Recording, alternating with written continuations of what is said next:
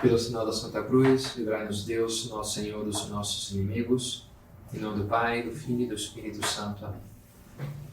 Meu Senhor e meu Deus, creio firmemente que estás aqui, que me vês, que me ouves. Adoro-te com profunda reverência. Peço-te perdão dos meus pecados e graça para fazer com fruto este tempo de oração. Minha Mãe Imaculada, São José, meu Pai e Senhor, meu anjo da guarda, intercedei por mim.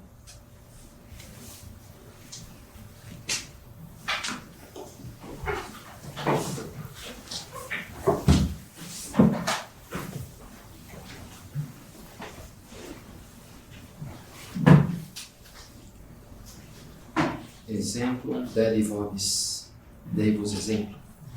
Tocamos essa palavra de Nosso Senhor, depois desse gesto que a gente reviveu, não faz muito, né, na Semana Santa, na Quinta-feira Santa, o gesto do lava-pés, na última ceia.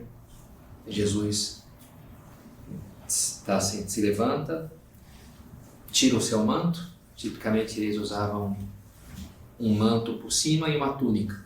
Então tira o manto, fica só com a túnica, que era mais a peça ali para tarefas manuais, para trabalho, uma túnica curta.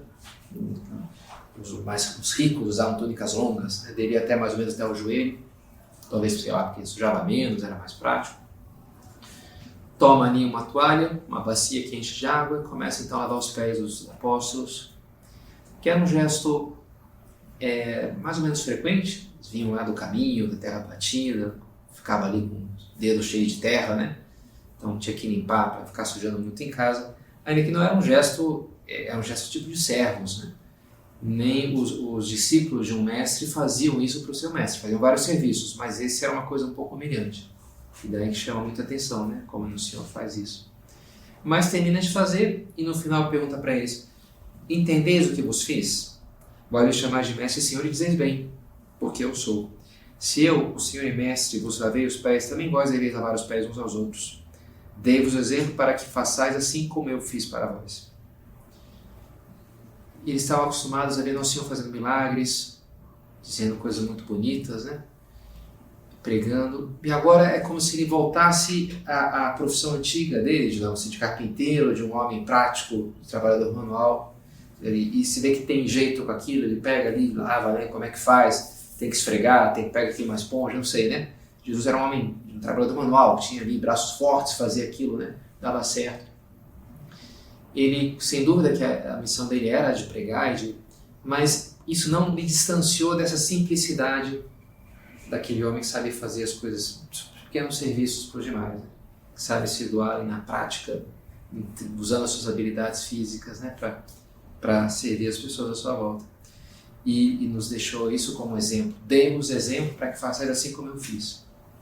Que vocês busquem sempre servir uns aos outros. Não distanciar-se, almejar a honra, escalar a hierarquia dos postos, mas ser aquele que serve. Inclusive, um dos títulos do Papa hoje é Servus Servorum Dei, o servo dos servos de Deus. E ele se considera assim, aquele que está servindo aqueles que servem a Deus. O último dos servos, em certo sentido, né? Porque esse é o grande objetivo, o que deve almejar um cristão, é semelhar-se ao seu Senhor, servindo aos demais. E essa meditação é um pouco sobre essa dinâmica justamente do imitar um bom exemplo, da força do exemplo. Jesus nos deixou a sua vida como exemplo e pede que nós também, a nossa vida seja um exemplo para as pessoas à nossa volta. E é algo muito importante, me parece, né? O exemplo tem um aspecto de influência muito poderosa na nossa alma, na nossa configuração do nosso ser. Já Platão, ele fala, né, as pessoas são educadas na polis, na comunidade, numa cidade. Elas aprendem a viver olhando primeiro os seus irmãos, seus pais, depois os colegas, os primos. E assim, e vai realmente configurando a nossa vida olhando bem.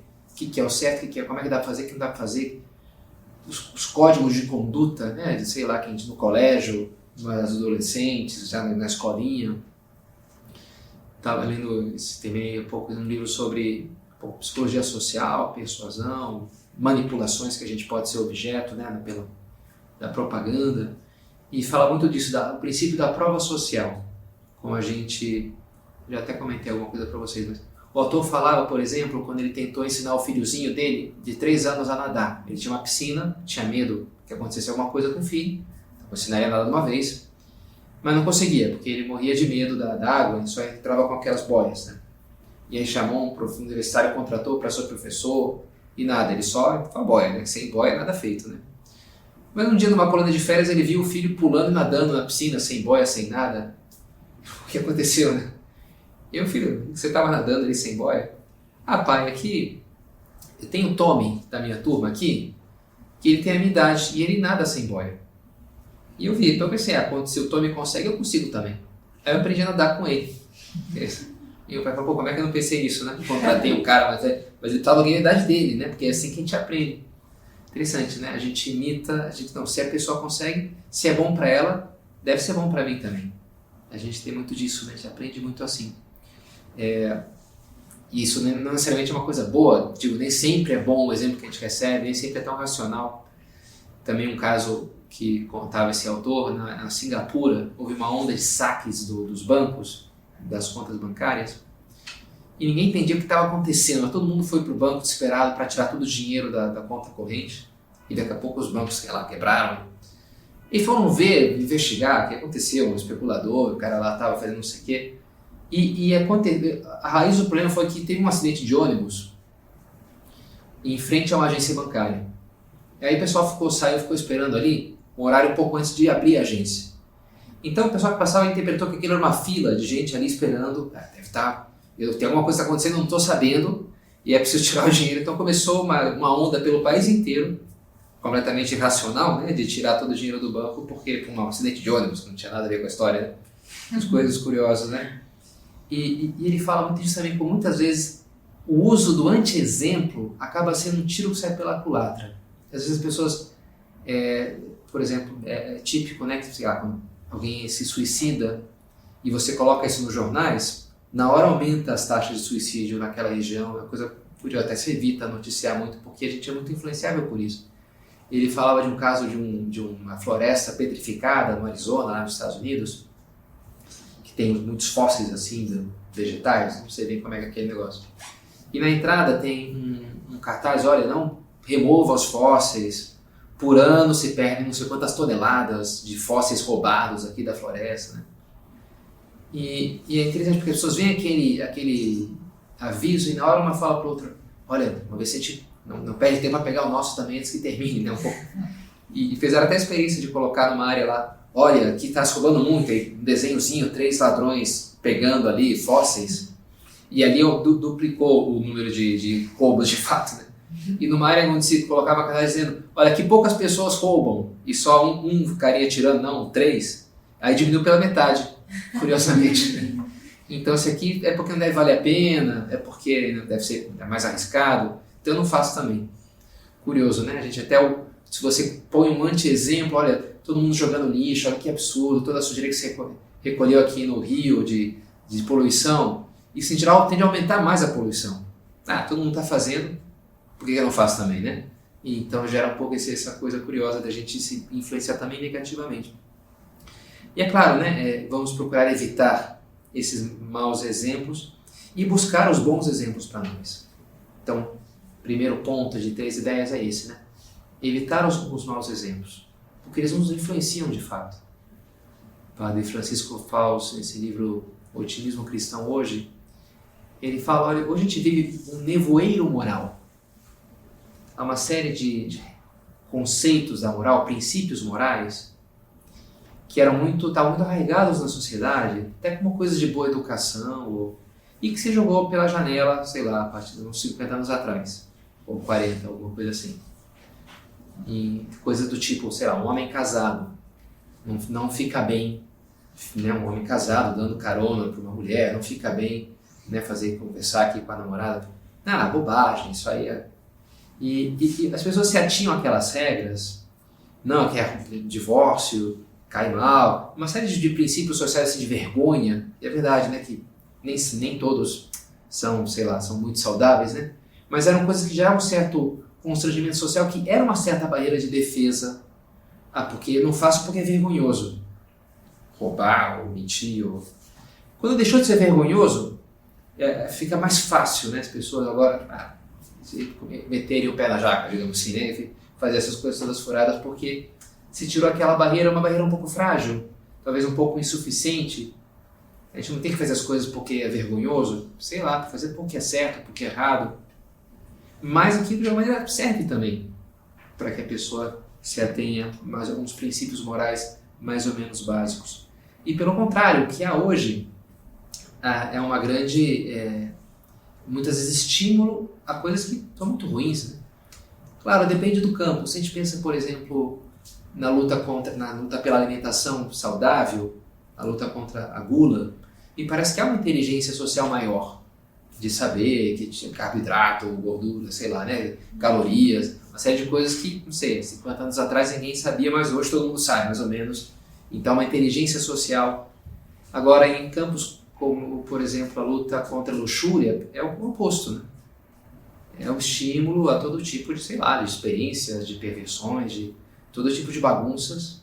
Se estimula como uma coisa mais normal, saudável e é lógico que as pessoas estão desprevenidas e acabam, as famílias, o sofrimento das pessoas. Eu vejo a minha geração sofre muito com essas questões, né? As famílias, aquilo que deveria ser uma grande fonte de alegria, acaba sendo uma fonte de maior tristeza para vários da minha geração, assim, né? O casamento deu certo, porque os filhos, não sei o que, o divórcio, tantas coisas assim, né? Porque há esse nevoeiro moral que não ajuda. Então, é bom que a gente tenha isso presente, para que a gente tenha alguns anticorpos, assim, digamos. Uma vez me lembro, uma prima minha falou: mãe, acho que o leite está estragado, prova aí. E ela falou: não vou provar, se está estragado, joga fora.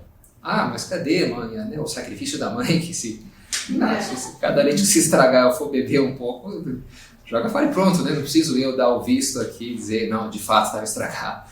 Não, joga fora. Né? Às vezes a gente pode ter até um pouco isso, não, eu tenho que provar, sabe? Desse leite aqui estragado, mas para ajudar os outros. Precisa, sabe? É que tá todo mundo falando dessa nova série, desse filme, esse novo point aqui, desse discoteca, de que a gente vai lá e... Sei lá, que eu preciso mesmo, sei lá, eu tomasse um veneno. Ah, realmente era ruim. Não, de fato, foi muito ruim. Precisa, sabe? Vou ler aqui, tá todo mundo falando desse livro. Cara, o negócio não vai me fazer bem. Não vai me fazer bem, né? Então, não.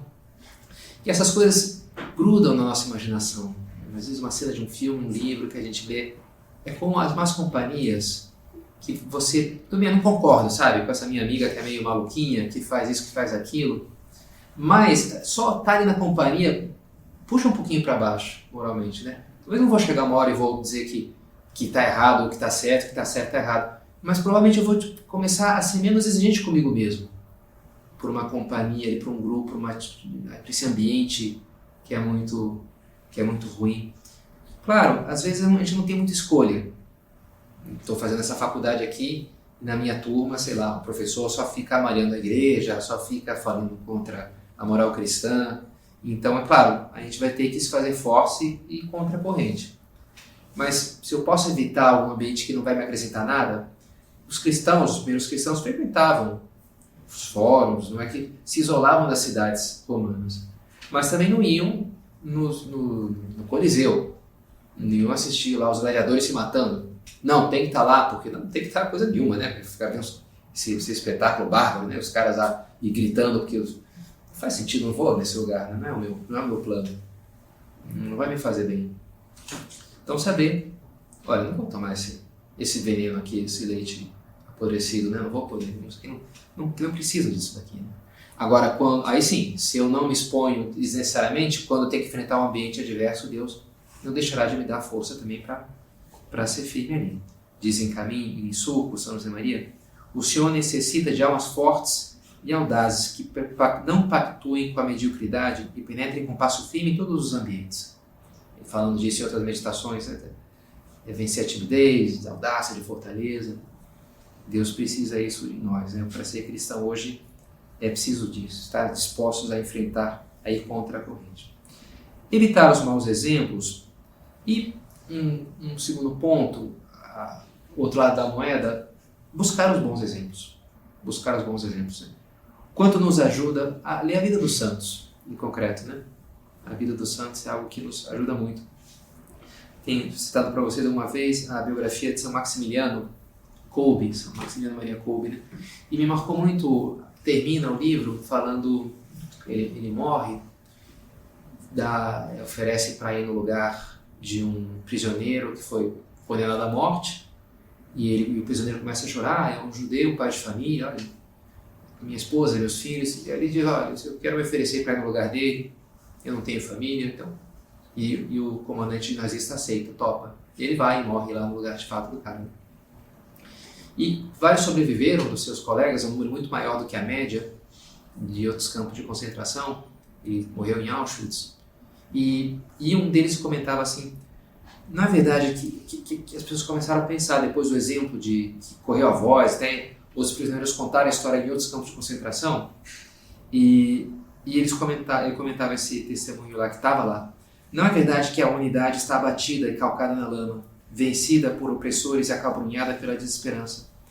Milhares de prisioneiros convenceram-se de que o mundo verdadeiro continuava a existir e que os nossos torturadores não conseguiriam destruí-lo. Antes eles estavam já numa desesperança, assim, que todo mundo odeia todo mundo, aqui o negócio é sobreviver. Estava um clima assim, muito pessimista, muito duro, né? Uma visão muito sombria da realidade. E o exemplo de São Maximiliano foi rompendo aquilo. Não é verdade isso. Que o mundo não tem mais salvação, que acabou o amor e o altruísmo no mundo. Não. Mais de um indivíduo começou a procurar dentro de si esse mundo real, que é o que ele conhecia antes, e encontrou e partilhou com os seus companheiros de campo, ambos se fortalecendo nesse combate com o mal. Dizer que o padre Kolbe morreu por um de nós, ou pela família daquela pessoa, é uma simplificação grande demais. Sua morte foi a salvação de milhares, e nisso eu diria está a grandeza daquela morte. Pela força do exemplo. Foi um choque. É o que sentimos a respeito dela. Foi um choque cheio de otimismo que nos regenerou e nos deu força. Ficamos aturdidos com o seu ato que se tornou para nós uma fortíssima explosão de luz na noite escura do campo. Bonito, né? Aquele ato foi uma explosão de luz. Naquela noite, já estava ali há anos, apanhando por todos os lados, né? Sofrendo. E cada vez mais o seu espírito foi sendo dominado por aquele visão negativa e sombria, e daqui a pouco aquele homem que tem uma liberdade, uma capacidade de amar tão maior, tão mais que vence, que rompe, é algo que mexe, né, que foi um pouco a redenção daquele exemplo, né, de São Maximiliano, que transformou a vida daquelas pessoas. Diz São Pedro,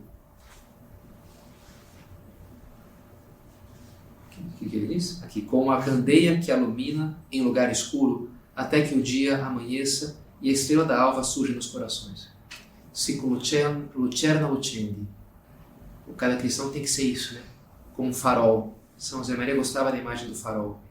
Um farol aceso, que ilumina na noite, que dá a luz, que mostra o caminho.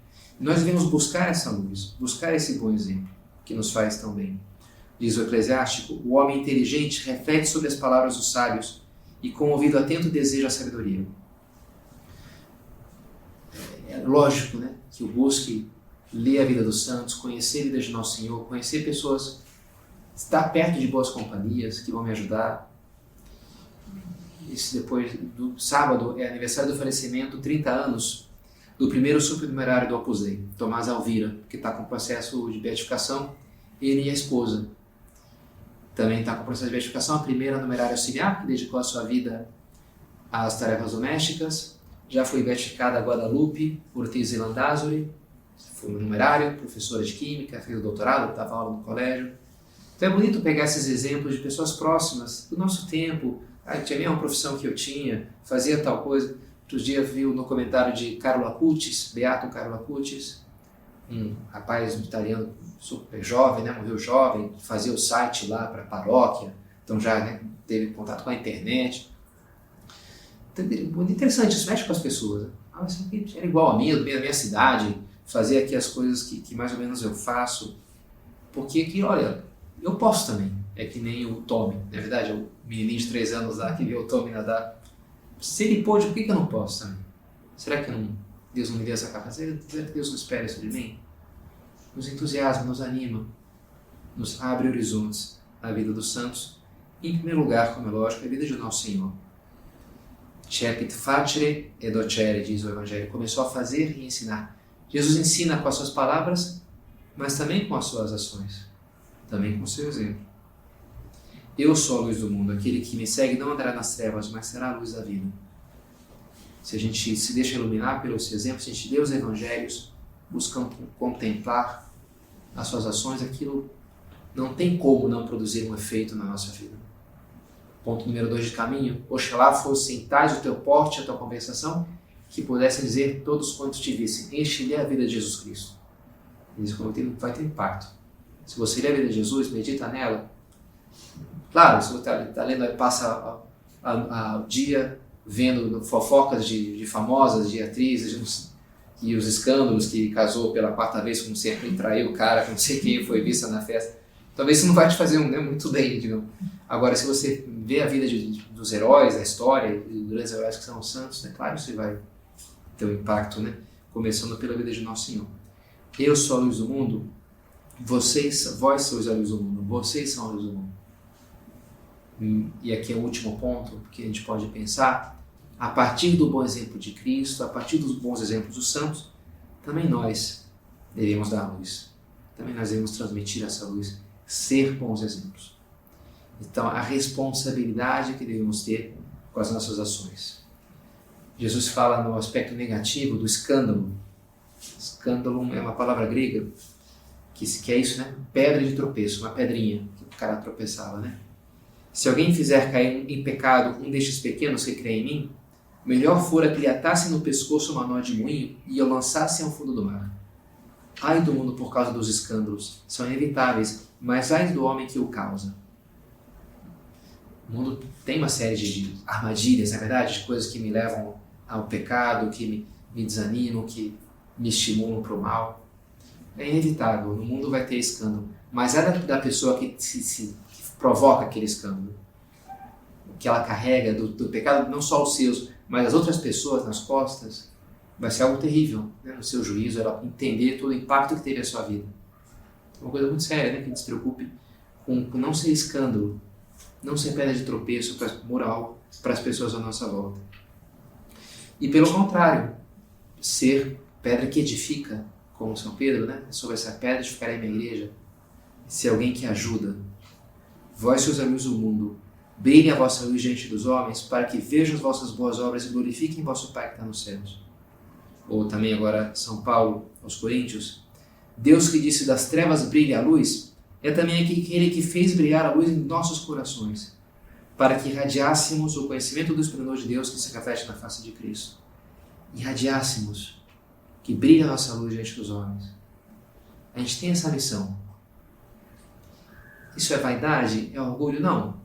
É a consciência da nossa missão de levar a luz de Cristo, a luz da fé, a alegria da salvação, da ressurreição do Senhor, por qualquer lugar, onde quer que a gente esteja. Escreve em primeiro ponto de Forja, São José Maria, que somos esses portadores dessa chama. O Senhor se serve de nós como tochas, para que essa luz ilumine. De nós depende que muitos não permaneçam em trevas, mas andem por caminhos que levam até a vida eterna. De nós depende mesmo isso. Sei, essa minha amiga, essa minha prima, meu pai, o exemplo que meu irmão vai ter ao me ver lá, sei lá, rezando em casa, tranquila. Isso gera um impacto muito grande nas pessoas. Falar de uma menina lá de Porto Alegre, veio uma hora, falei, como me ajuda a minha irmã? De fato, eu acompanhava a irmã dela antes dela, e as duas hoje são muito boas, mas uma veio na cola da outra, digamos assim. Porque eu vi minha irmã, como ela foi crescendo esses anos, e falava, como eu admiro a minha irmã. E isso me ajudou a ser melhor, né? Falava a irmã menor sobre a irmã mais velha. E de fato, né? Ajuda muito ter um bom irmão, um bom pai, uma boa mãe, sei, né? Alguém na família que nos dê esse bom exemplo. E a gente tem que ser essa pessoa. Não, sei lá, ficar excessivamente preocupado com a imagem, com fazer figura, sendo nós mesmos. Mas isso sim, esforçando-nos por ser bons, por ser a melhor versão de nós mesmos. Ser alguém que puxa para cima, que dá exemplo de desprendimento, de a boa pobreza cristã, que não significa, sei lá, miséria, mas ao mesmo tempo, sei, se eu posso aqui, sei lá, gastar menos, ou pegar dar esse dinheiro para alguém que precisa. O Papa Francisco dá um exemplo impressionante disso, né? Quando ele foi para o conclave, não imaginando que ia ser eleito Papa, ele levou só 2 pares de meias. Então ele lavava uma, deixava secando no banheiro para no dia seguinte usar. Um homem muito desprendido, assim, né? Ele quer tudo, o carro mais barato, ele quer tudo, assim, a coisa mais simples. Também como um gesto, como exemplo, digamos assim, de anti-ostentação, digamos assim, né? Como também é religioso, né? O exemplo de temperança que a gente deve dar na bebida, na comida, de gentileza ao falar com os outros, toda essa cultura de falar muito mal, na verdade, do professor, do chefe, da primeira que saiu da festa, né? Então já junta ali, agora todo mundo vai, né? É a coisa do tricô das senhoras, né? Ninguém quer ser a primeira a sair porque sabe que a fofoca ela vai ser o objeto da fofoca assim que ela sair, né? Então quero ser a última a sair para que não falem mal de mim. Uma pena, né? Um cristão não pode entrar nisso, não pode fazer parte dessa massa, que todo mundo faz. Eu faço também, não, eu prefiro não falar, não me sinto confortável com esse tipo de assunto, não é uma coisa que não acho legal isso. Exemplo no uso do tempo, sei lá, o celular, né? A típica coisa que funciona na hora, no intervalo, cada um metido no seu mundo. Não, vou procurar falar com as pessoas aqui no intervalo de aula, vou procurar conectar, vou procurar aproveitar, ler um livro. Quem que a gente vê lendo um livro hoje em dia, né? Tá todo mundo com o celular ali no Instagram, não é verdade? Não, ler um livro, texto na mão, enfim, né? Precisa também ficar ostentando a nossa fé por onde é que a gente vá. Mas né, que às vezes não sejam rezar, que saibam que a gente reza. Um exemplo bonito, né? O Papa mesmo foi lá e atender confissões. Primeiro ele foi lá e se ajoelhou para se confessar, um padre qualquer lá se confessou, aí depois foi atender as confissões lá. O Papa confessa. Ó, é verdade, né? Quer dizer que o Papa peca? Sim, todo mundo peca, né? E só, sei lá, Jesus e Maria não pecaram, mas o resto, né? Então a gente tem que confessar, a gente confessa, normal, né? Exemplo de fidelidade, na verdade, no namoro, também um campo aí de seriedade profissional, de honestidade. Quantas coisas, na verdade, a gente pode e deve ser bom exemplo para o nosso redor, porque o ambiente está muito baixo moralmente. Se a gente nem chamasse atenção nisso, seria um mau sinal, seria que talvez a gente não está fazendo o mínimo que a gente deveria fazer, porque é normal que choque um pouquinho, tantas vezes a nossa atitude, um ambiente que vira as costas para Deus. Temos que ser esse farol, essa candeia. Claro, alguns vão ser mais extrovertidos, mais líderes, outros mais tímidos. Cada um tem a sua personalidade. Mas todos nós temos uma certa missão de arrastar as pessoas para Deus, de deixar a garra de Cristo nos corações, dizia São José Maria, de influenciar, de elevar um pouco a temperatura espiritual onde quer que eu esteja. Ele usava essas imagens, né, do carvão aceso que põe fogo em outros carvões, da água lá, a gota, a onda, caiu uma pedrinha no lago e aquela primeira onda gerou outras ondas, daqui a pouco está todo o lago agitado, porque aquilo se propagou, porque eu soube transmitir com a minha vida, não só com minhas palavras, a mensagem que eu recebi, a riqueza da fé. É assim que a gente deve encarar também nossa missão nesse mundo. Que belo exemplo nos dá uma boa mãe. O exemplo das nossas mães, sacrificado, preocupado com os demais, que sabe se doar. Mas o grande exemplo, né, que a gente recebe literalmente dentro do berço é esse. Domingo é o Dia das Mães, procurar ser legais com as nossas mamães, na verdade, né, domingo, conforme, aí depende, né, o que cada um vai fazer. Mas também pode ser a ocasião da gente lembrar de Nossa Senhora. Todo mês de maio é o mês de Maria, com várias festas marianas. Ela que é essa nossa mãe e é o maior modelo depois de Nosso Senhor. É sem dúvida Nossa Senhora, cheia de graça. Diz São Luís Maria que Deus juntou todas as águas e chamou-as mar. Juntou todas as graças e chamou-as Maria. Como que a convergência de todas as graças, tudo que há de belo, todas as virtudes, a gente encontra o modelo perfeito, né? Nossa Senhora Imaculada é modelo de todas as virtudes.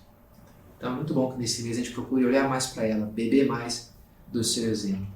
Diz o Papa Francisco, Maria nos procede e nos confirma continuamente na fé, na vocação e na missão com seu exemplo de humildade, de disponibilidade à vontade de Deus. Ajuda-nos a traduzir nossa fé em um anúncio alegre e sem fronteiras do Evangelho. Assim, a nossa missão será fecunda porque se baseia na maternidade de Maria. É nela nos baseamos, para ela queremos olhar, é ela que é também essa estrela da manhã, essa fonte de luz que nos mostra o caminho. Também nos ajudará muito, com certeza, nesse mês, a achar o nosso caminho, a achar a luz de Deus na escuridão do mundo que nos cerca.